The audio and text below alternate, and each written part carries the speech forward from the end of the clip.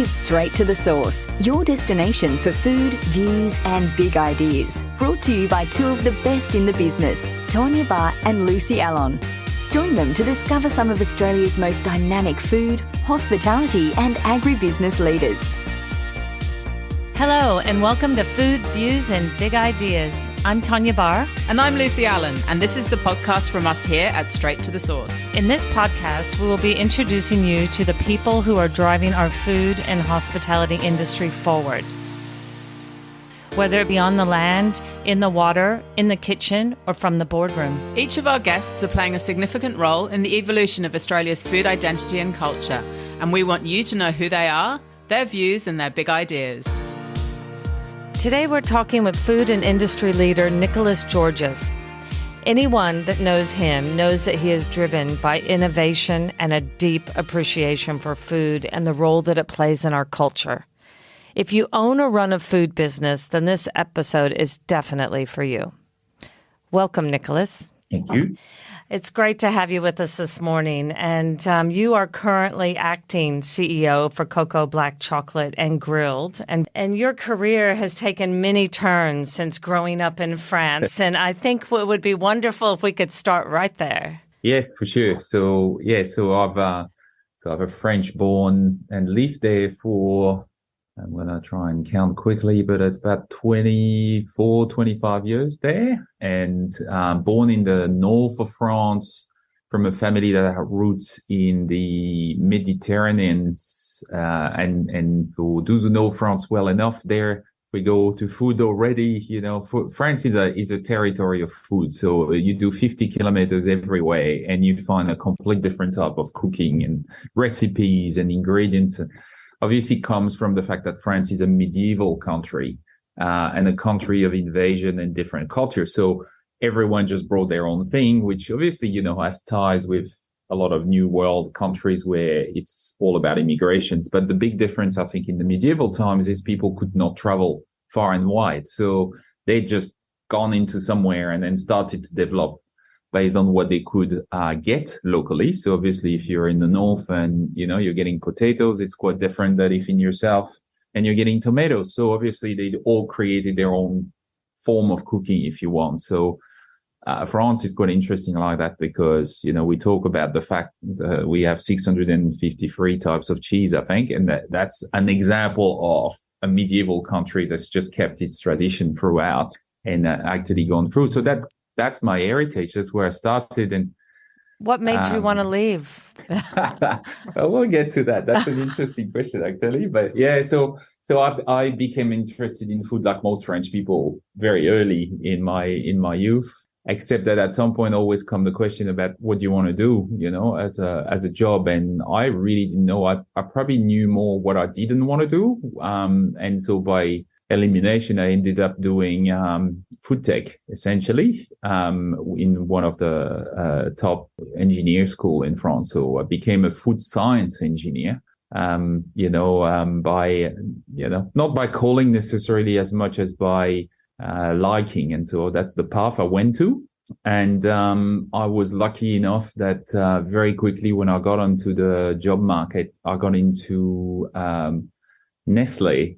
At the research center in the north of France was focused actually on culinary food. So it was all developing stuff for Maggi, Knorr, and a whole range of brands we were dealing with at the time. And interestingly for them, their main challenge is obviously Nestle is a mainstream brand, but they were trying to bring culinary always more into the foods that they could manufacture at large scale and bring to the public. And France was one of their biggest markets, and therefore they really had to up their game or try to figure out how do you bring industrial foods to the level of what people would expect to have at home, because back then in the in the 90s we were still cooking a lot and restaurants were restaurants, so you were going there for occasions, not for takeaway, right? So that was kind of the context at the time. And I was lucky enough that I was a young engineer, I think 21 or something, and I was working with chefs. So all of the research center were actual chefs who came out of restaurant world and had enough of restaurant and wanted an easier second part of their career. So they worked for Nestle in the kitchen and created products. And we were even created products for cosmonauts, the dry foods that they were taking off, all that kind of stuff. So it was really, from day one, I was really fortunate to work with great people, but people who were really at food and creation at their core. So, to your question, as youth takes, being in the north of France in a small city was kind of not quite enough. And so took the opportunity that Nestle was obviously an international food giant and started to invest heavily in multiple countries that they always had. And they were looking for people who were willing and able to get into those countries and help get into the business they were acquiring, because one thing in the early days, I don't think it's the case anymore, but Nestle was a fascinating company for that. They would obviously acquire companies. Nestle had a strong identity of how you did business, how you made product, a very strong quality culture.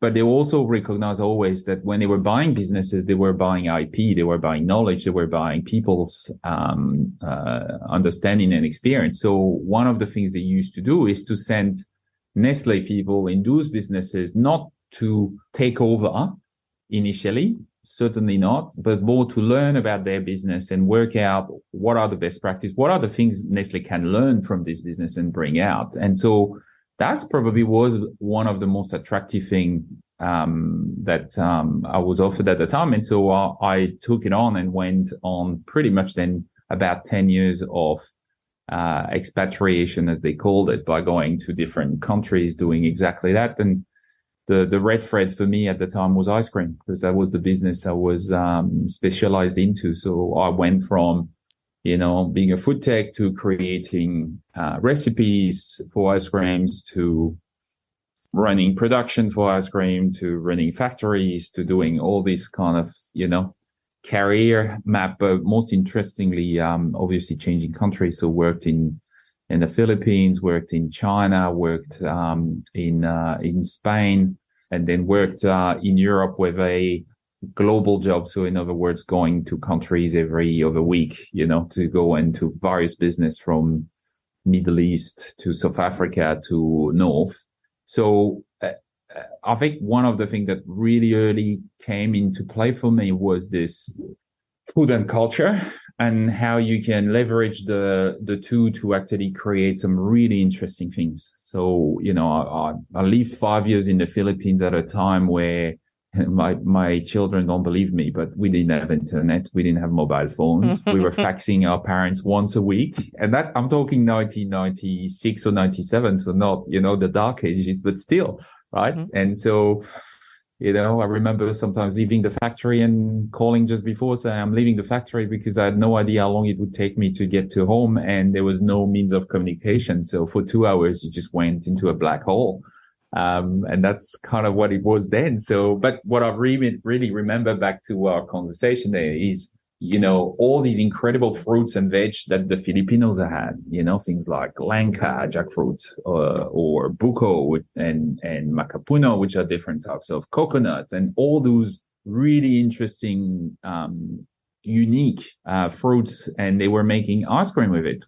Just like in France, I'd make strawberry sorbet, or why? Because that's what they had, and so they built this interesting cultural overlay over traditional products, and fast forward to now with Koko Black, that's a lot of what we're doing in a lot of ways, taking some of the Australia layer into traditional chocolates, really, or artisanal chocolates. That's certainly one of the things we do. There's another complete different layer with Australia we can talk to about New World Age and wanting to challenge the conventions, which is very Australian, which is a whole other level as well that we do at Koko Black, which is really fundamental from Australian. Well, celebrating those Australian flavors and culture, and that is something that you're doing today with Koko Black. When you think about your younger self, is there a big moment that kind of stands out to you? Were you on the line with the ice cream and going, this is fascinating, and it actually applies to all products or all different, many different industries? What was your thought process there? Yeah, so I think the advantage of having the chance to be posted in so many different roles and countries forced me to, one, learn to adapt, because you were always, the odd one, and that's something you really need to accept and get over, right? Because, every time you start from a different point. So it doesn't matter whether you've been successful before or you've got a culture you are really proud of. At the end of the day, if you're in a different context, you've got to adapt, and you've got to be the one that says, okay, yeah, I can keep my heritage, I can keep what I believe in, but ultimately I've got to adapt. And it's a lesson in business for me all the time, right? You can fight it, or you can actually leverage it. And I think it's always better to go and leverage it, right? So that's probably it. But in terms of the key probably moment where it landed, it's actually when I left Nestle. Because for 14 years I worked for Nestle, went all through all this incredible experience, had this, straight up career, and, was almost babysitted into one job after another. And all of a sudden I had to make a choice between staying in Nestle, which is like my second family, or Australia, because I was here and we loved it here with my family. And I chose to stay in Australia, which on the moment felt really good. And then the following week, when you don't have a job and you're trying to figure out what to do, is a very different feeling, because then you realize all I know is the world of Nestle. All the people I have as network is the world of Nestle. And so for a period there, you go through quite a low time of thinking, I don't know what I can do, even though you've done all these incredible things, you got all these results, but you find yourself out of your element, bang, in a situation. And it's forced me to apply for roles, do for things that were completely different from what I've ever done before, because that's what I had to do to get ingrained back into the active life here. And I found job no problem, so that wasn't the issue. But it was that confidence that all of a sudden disappeared. And what was the aha moment for me is within 3 or 4 months of this first new job, which by the way was at Godfrey's of all places, so vacuum cleaners from ice cream, right? Mm-hmm. So quite an interesting job. And I realized that 80-90% of what I had to do in that business I already knew in one way, shape, or form. I had seen it before. I had experience. I had tested it. What I had to do is see through, if you want, the obvious first layer of business and just look at, back to what you're saying, processes and something, because I'm a food scientist or I've learned through, looking at machines and processes and business processes. You actually have to look. So like clockwork, you have to look at what the gears are doing inside, and you can actually spot where things are actually not quite going if you apply your thinking like that holistically and just look at what is it trying to do, what is it achieving, and what are the connection points, how does it actually work, what do I need to do myself, what can I get others to do, are there people outside even the business that are better at it than we are? And is it something we really have to do ourselves or by ourselves? And you find 80 or 90% of the responses or the answers you need within those few questions. And that stuck with me because I was, as I said, trying to do a franchise vacuum cleaner business with spare parts and, like a door-to-door salesman on the shop floor, from having been in an ice cream business selling to supermarkets. So it's just like, you can't think about more different things to do. And yet it was exactly 80-90% was the same at the heart in terms of what you had to do or change. That was my aha moment. So would you say that innovation, though, drove those choices as well?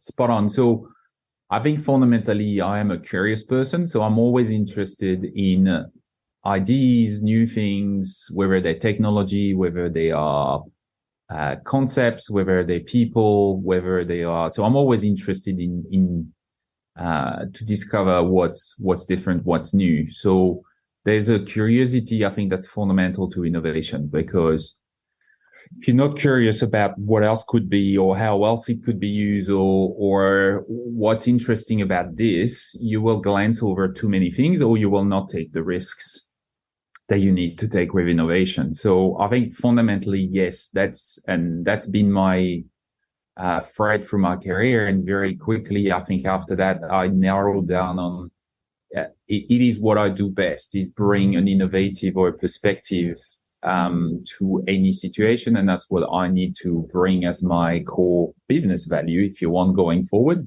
So then I've been more looking for either job situation or businesses that needed more of that rather than pure just operational excellence, because I think I probably wouldn't be as good as that. It's not I can't do it. I've done it multiple times, but ultimately, I think if you're going to bring something to the job or the business, it needs to be the best version of yourself. And as far as I am, it's that innovation perspective difference that I can bring to this situation on where do you go from here kind of thing. And it's fascinating sometimes to see. I mean, the problem is you have an idea a minute, right? If you just let it fly, there's always so many things. At least. So you then have to try and find mechanisms to just say, how do I discipline that into what should I do rather than just what should I be interested into, because it never stops, right? So I love that saying, just because you can doesn't mean you should. Exactly right. That's spot on. I think that's another lesson I learned the hard way sometimes in businesses. I remember being in charge of the research development and quality for Cadbury on Asia Pacific, so big scope, right? And that was probably one of the biggest issue. There was a lot of requests from the business just for newness, so it just could be anything as long as it's slightly different from the previous version, which is probably the wrongest way to do it, but nonetheless, there was a lot of that. Then there was all my own ideas. Then there was all the possibilities and all the stuff we needed to do. And I think the biggest issue I had then is I was running people down by just having too much to do. So I had to learn fairly quickly on how to best prioritize and let go, which is exactly what you just said. This is an important quality as well in innovation. So it's interesting. It's a balance of keeping ideas alive, bubbling along until you think they are ready to be decided upon, and not deciding upon them too early, because sometimes you haven't matured or thought through what this actually could be. But it is this, this lose tight approach to innovation. That's actually very, very true. You need to let it loose initially, tighten it, then let it loose about how you're going to execute, then tighten it to actually do it. And that's leadership, isn't it? It is. It is. Let's talk about academia. How did you slot academia into your career path? Into all this, yeah. Yes. I was fortunate that at Mondelez, which was ex-Cadbury Kraft, renamed, we had a leader at the time who was absolutely of the belief that whilst we had significant short-term shareholder-driven objectives as a big business has, our future and sustainable success relied on breakthrough, or at least a pipeline of significant innovation, not just what we could do within 6 to 12 months. There was always that theory of faster and better, but that wasn't quite sinking. So we created the Food Innovation Center together with the Victorian government at the moment. It's one of those moments where, opportunity meets the eye, and all of a sudden this meetings of the mind between government and private, and they created this moment saying, hey, why don't we try and create something that's slightly bigger than one company and go and create this pool where people can use the Innovation Center to support their innovation endeavors, because innovation is an expensive and tough business if you're trying to do it repeatedly, and a lot of small companies just don't have the tools. The big companies have the tool, but not the ID. So we thought, maybe a bubble of creativity and innovation tools might actually help that. So we created that. Sure enough, after 3 years, as big companies do, they got disinterested and wanted to shut it down and move it along. And so I didn't want to see it die, because I felt it did make a lot of great people meet and certainly had an impact. And so We found or negotiated with Monash University a takeover of that, and we exited the Mondelez Food Innovation Center to move it to Monash. And even though it's had a couple of different iteration, is now, I think, it's found its space with a stronger bent towards education, which was always, I think, where they needed to be in the end. It's actually still alive at Monash University and still doing quite well. This is where our paths crossed.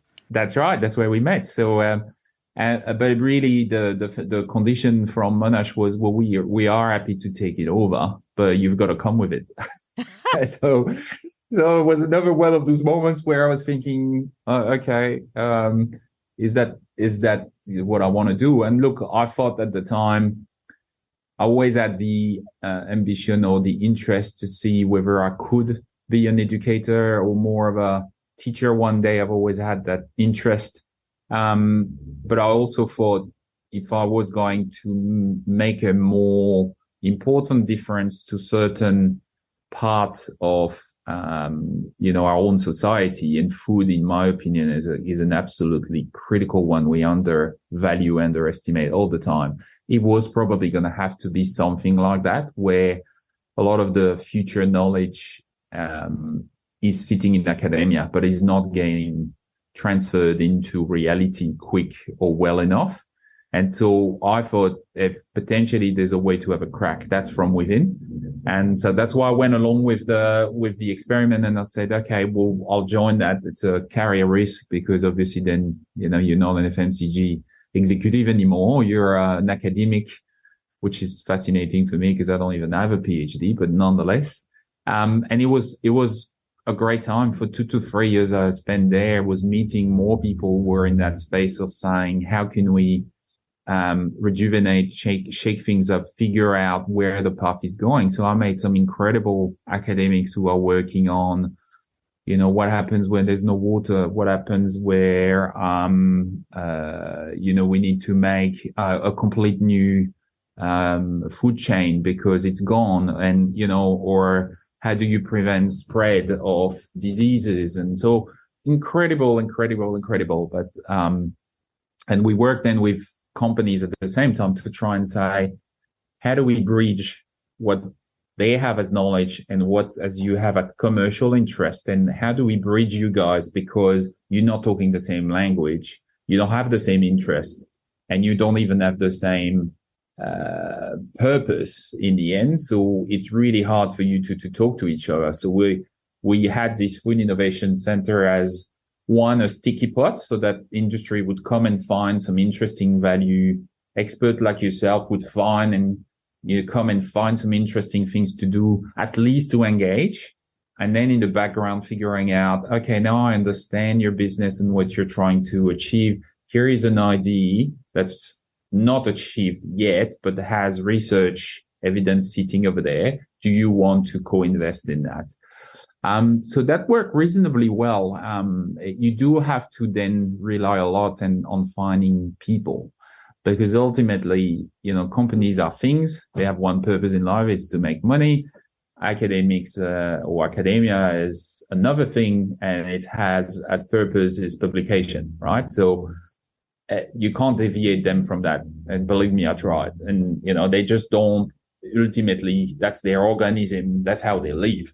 But you can find people who are willing to take some bets. You can find people who want to give away a little bit of time, energy, some money to actually go and do something slightly different. And if you work hard enough, you find a number of them to start doing a few things. And that's kind of what we started at the Food Innovation Center.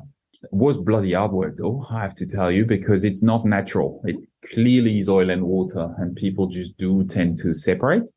And I think the only thing I realized as well is that we also had some vision of grandeur of being able to solve some of humanity's problems, maybe on some of these things.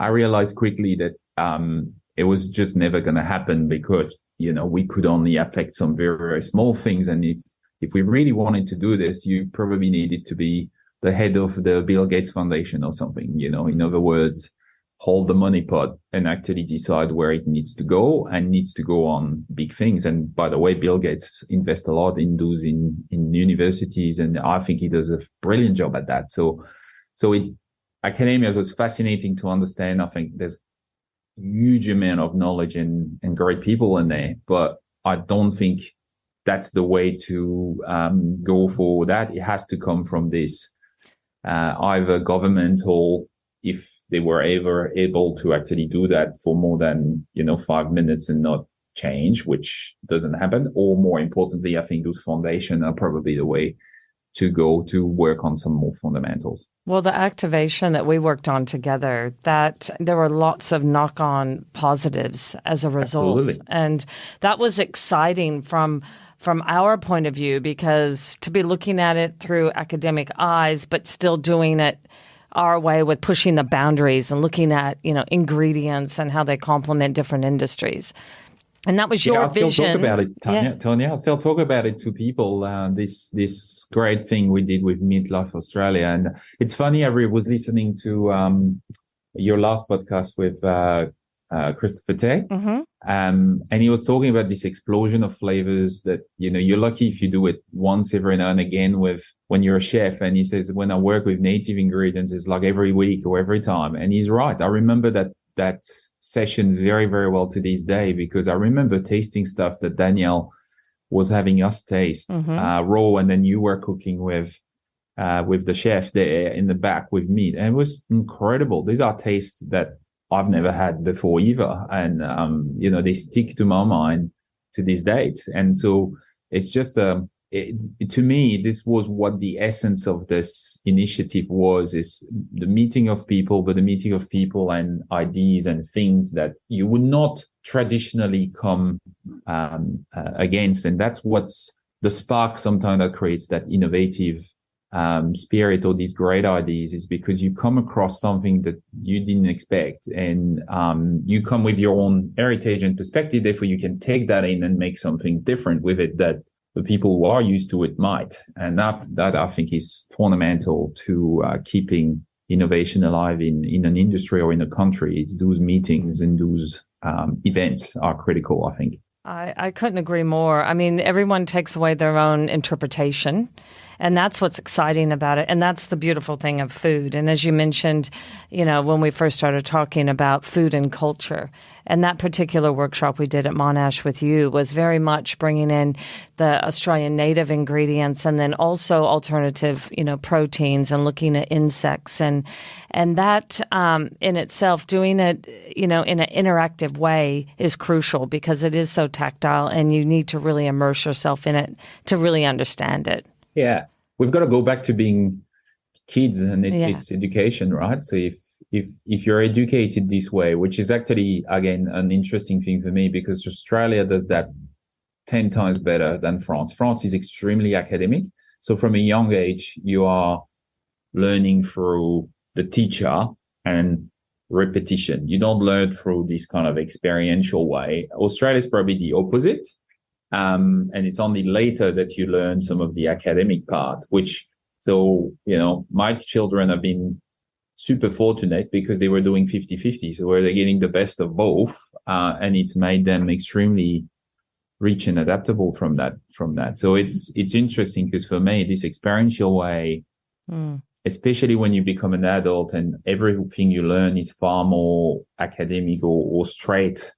You do PowerPoints, you do e-learning, you do all this kind of stuff that's really rigid. But I think you get so much out of these kind of experiential learnings that a blend of both would be the ideal. But yes, so in this particular instance, it was significant. I would really like to talk about Australian natives and chocolate and where Koko Black is today, and your role within that space, and where you see the future going for not only the business, but for yourself personally.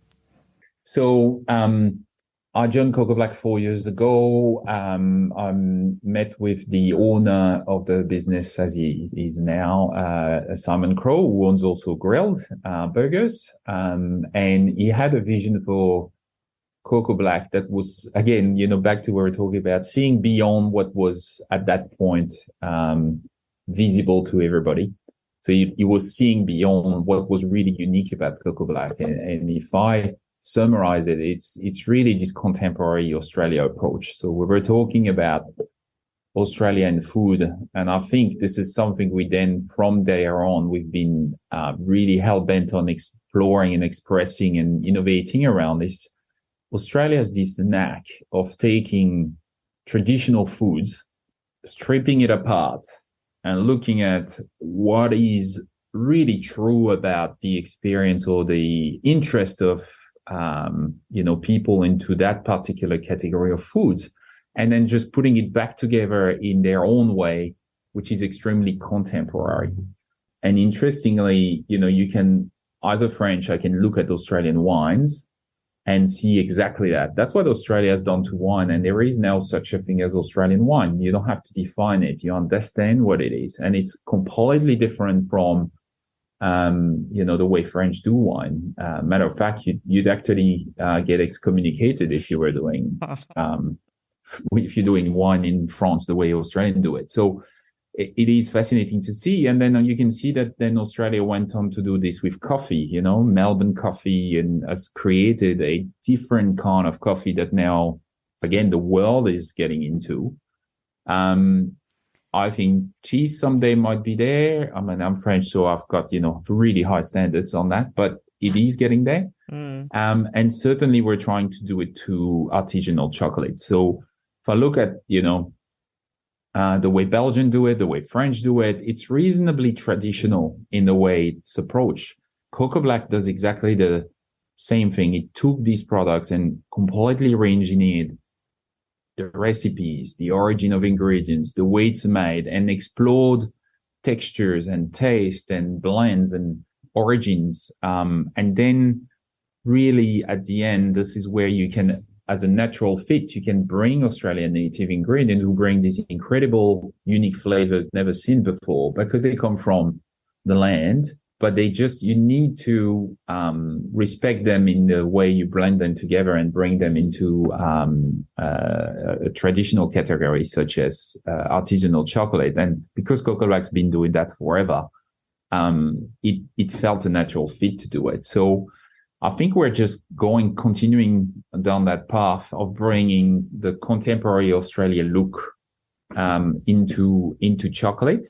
A big piece from a business perspective that we've realized along the way is that we are actually also a gift mostly. And so a lot of people recognize others into our products or into how they bring our products together. And it's part of the experience of giving Coco Black to someone else, is to say, or here are some really interesting things that I think make me think about you, or I want you to discover. And that's part of the real proposition that Coco Black has. So I think we finally found our groove after 2 or 3 really difficult years through COVID, which forced us to really crystallize some of these things and decide, back to prioritization, as we were saying earlier, helped us really crystallize what do we go after, what we don't go after. And we've really believed in this idea and expressed it ourselves. And since then, we've been growing quite strongly. With regards to collaborations, I think back to one of your first ones with Dan Hunter, bringing in those Australian native ingredients and introducing flavors such as, whipstick wattle and roasted coconut, lemon myrtle, with that 72%. I mean, all of those flavors working doesn't happen by chance. There's a lot of R&D. So how do you know what you're going to invest in? Because do you feel that it's a gamble, or are you making a pretty educated guess based on we do research? A bit of both. We have a philosophy of test and learn with Coco Black. So we take educated guess and risks, but we normally try and take contained risks. So in other words, we are quite happy to run out of product. So we're quite happy to say, we're not 100% sure. We think it's a good idea. People who have interacted with us have a good feeling about this. So let's go and make a play with it. And if we run out, then we'll plan again, right? So that's obviously a luxury of being in the premium business, is that, it is acceptable to run out, right? So it's part of the the charm of a premium food offering, where people in the know will want to get it first, and that's actually a good thing from a business perspective. But fundamentally, at the core of it is in everything we do at Koko, we certainly focus and optimize the core of the business, but we are constantly test and learn. Matter of fact, for some people, they'll tell you it's exhausting in my business because it's never settled, but this is what makes us us. So you can't ever back away from that. And thank you for reminding me about the word collaboration, because very early in the piece, we did say, and especially during COVID, it became an obvious thing, is that the best way for people to discover your business and your brand is sometimes through like-minded others. It's a community in a way. It's a bit of a broad word, but we do like to work with people who think the same about food as we are, or premium as we are, or experiments as we are. And we like to co-create or to share, be together. And so we have done it with Dan. We've done it with Ben Shuri at Attica recently. We've been doing it with Four Pillars on a regular basis. Black Star Pastry, just back to your podcast last week, is another partner. We've done these things together because we think alike. Mm-hmm. And we have this view of contemporary Australia that we want to bring to the world. And there's no better way to either associate, like we do with Four Pillar, or to co-create, like we do with Black Star. We know there are issues around the supply chain with Australian natives in particular. Given that, how do you go about sourcing? Yeah, so for Australian native ingredients, always a difficult space, because you want to make sure that the people at the end or at the start of the chain are respected, and obviously it's done the right way, it's done the way that they intend, right? So and it is extremely seasonal as a way, because they obviously go with the seasons themselves. There's no, industrialization of this. It's harvested when it's harvested, and that's how you work. So we've associated with essentially people who source for us at regular intervals that we know because we've been with them in Northern Territory or in South Australia and seen how it was done. Like Daniel's business, Something Wild. And so we try and work with people like that. There's a couple of other companies, just to make sure that we can use them or understand that they are representing the communities from which they source in the best possible way, but also they can inform us or educate us as we go about, that this is only between, June and July, and this is how it's done. So we can integrate that in how we think about the product or when we have the product, and we don't try and, impose on that chain what we would need to go and, do a traditional 12 months around type product. So there's really an element of understanding you've got to go hard at. And then there's an element, as always, of people and relationship to make sure that it is something that you do the right way. So that's the approach we take with that. And, it has obviously consequences in the sense that, we can't always have the products available. Prices go up or down and it varies and so on. But to us, it is an important part of our range. It's not the only part of our range. And therefore, we can afford to make sure we do this and respect that the best way possible. Well, I'm noticing more and more that Koko Black is popping up at independent supermarkets. And, it's more accessible to the consumer than ever before. Was that a strategic plan of yours? Yes. So we thought, just before COVID, we thought we were going to be what we call an omni-channel brand. So something that the brand is more important than the product. So in other words, that people are actually becoming advocate or part of a Koko Black family and really are looking for that offer where they can, wherever they can. So it transcends, if you want, our own stores. But fundamentally, our own stores is where Koko Black exists and is experienced and really is existing. And then hopefully from that experience, you are looking for more opportunities to either gift it or buy it where you can. Now, obviously, we can't have Koko Black stores everywhere. We'd like to, but we can't. We do have an online business. That's one thing. But as you would know, there's an element of digital connection that's quite important, physical rather, than digital. And so people are going back to this post-COVID quite a bit. And so we've always had this, again, slow but sure approach to distribution. And we do try and partner with retailers slowly but surely that we think are going to do a good job for the brand as well. And so slowly but surely, we're expanding those distribution points as people are getting more interested into the brand. So we give more access. So, but it's a combination strategy of our own stores where we can't have stores, but we can find partners, like Aris Farms, a great partner of ours. And then obviously online when that needs occur. In terms of your career path going forward, you're acting CEO today. So why are you acting CEO and not CEO?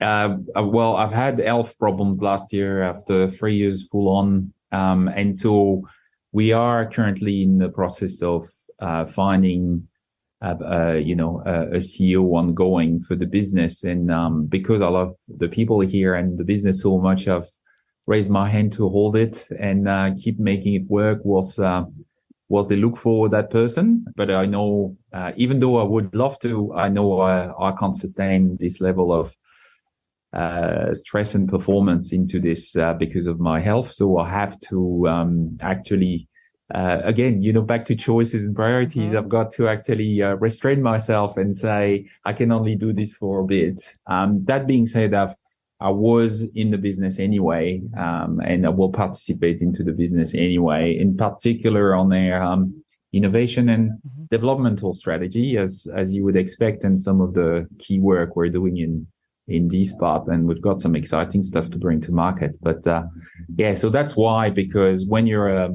CEO of a growth and small business, it's all, it just takes everything of you, and as it should be, I think. And if you got to be prepared to put everything you've got and more. And unfortunately for me, I can't do that anymore.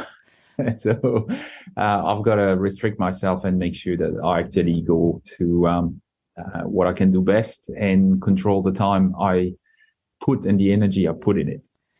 We talk about our careers and different times and places for different things. With advice for other business owners and CEOs, what would be the 3 top tips that come to mind that you could give? Get a circle of trust. Get people you want to talk to, even if it's about, non-important stuff, but continue to make sure you keep connections, you keep people you can talk to, you can bounce off, you can learn or hear from, no matter what. That's a really important thing, because the world can be closing in when you're a CEO. It's a very lonely job, or can be a very lonely job. And you go through the high and lows of, any job, I think. So you do need to have that external perspective or pulse check or pick me up or, I want to share type thing. I think that's really important. And for example, that's something we do, right? Something out of the blue, we just talk. And I think that's important to keep honoring that and being part of that. Can I just jump in there? I love our chats, Sometimes they're more frequently than others, but every time they're a meaningful interchange. So thank you. And I think that's what's important. So I would say any CEO, any business leader, you need that. It's really important, because these jobs take a lot of out. You need to refill the tank. And the only way I feel you can refill the tank is by meaningful interaction with others. And within a business, it's harder, right? Because there's always an agenda, no matter what you do. It's better if you have a circle or people you can resource from. So that'd be one. The second thing is, I think, test and learn, because, too many businesses are, hamstrung by their own fears and or their own processes, because businesses are designed to eliminate risk and increase asset value. So anything that resemble like, too far away on innovation will be absolutely harvested out. And I get that. So there is a way in between, which is test and learn. Just take some smaller chances and risk and learn from them and be agile on that front. You don't have to do it all the time, but you have to keep doing it. Otherwise, you will not be able to see opportunities. And then thirdly, I think what we discussed before, as much as I like doing a lot of different things, ultimately it's about prioritization. And prioritization for me is about outcomes. What's the best outcome from here, but also it's about value add. So you really need to understand the whole chain of the business, not just the numbers, and try to see in any idea what might it actually yield because sometimes a small number, a small idea actually has multiple leverage and actually gives you a lot more value than you realize. So if you think value rather than numbers, sometimes it's actually better. So that'd be my free advice. Well, thank you. Thank you very much. And thank you for joining Food Views and Big Ideas. And look forward to catching up with you soon, either in Sydney or Melbourne. All the very best. And thank you again. Thanks a lot, Tawnya. Well, thank you so much for tuning in with us today. We really hope you enjoyed listening as much as we've enjoyed the conversation. You'll find links to anything mentioned in today's chat in the show notes. We have some more extraordinary guests lined up, and we would love you to join us again. So please make sure you're following us on your favourite podcast app so you don't miss future episodes. We'd also love to hear any of your feedback, good or bad, or perhaps you've got a guest you'd love to hear from. You can let us know. And the best way to stay up to date with what we're doing, who we're talking to, and where you'll find us around the country is to become part of the Straight to the Source community at straighttothesource.com.au/community. Until next time.